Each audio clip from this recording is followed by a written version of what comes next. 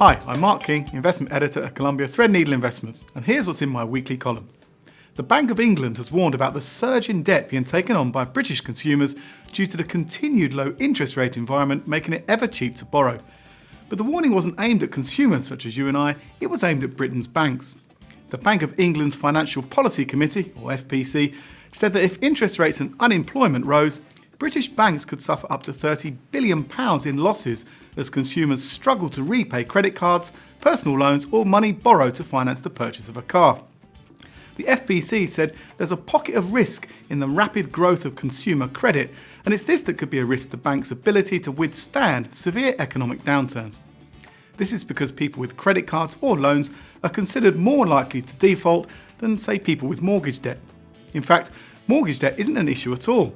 FPC said that the share of households with mortgage debt servicing costs exceeding 40% of their income, and that is the threshold beyond which people are more likely to experience repayment difficulties, is just 1%. The Bank of England's own statistics indicate that individuals are borrowing more and more on credit cards and via loans. But are bad loans really enough of a problem to get the central bank excited? For sure, there are plenty of other potential risks to the UK economy which would make the central bank question whether banks have enough cash in reserve to cope with any short-term losses. And these potential risks include the likes of rising geopolitical tensions, Brexit of course, financial vulnerabilities in China remaining pronounced, and corporate leverage in the US rising to new highs.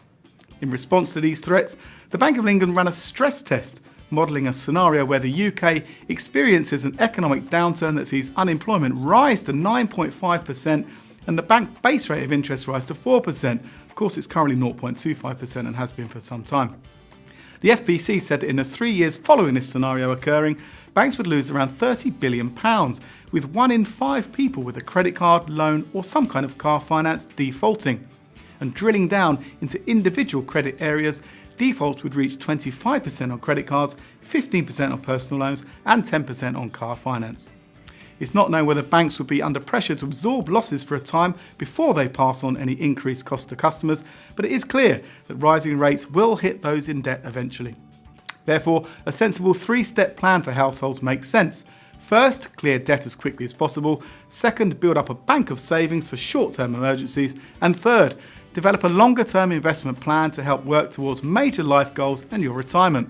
It's generally accepted that money invested in the stock market will generate a better return than cash left in a savings account, but you need a reasonably long time frame in which to invest. Otherwise, your cash could be hit by short-term fluctuations in markets.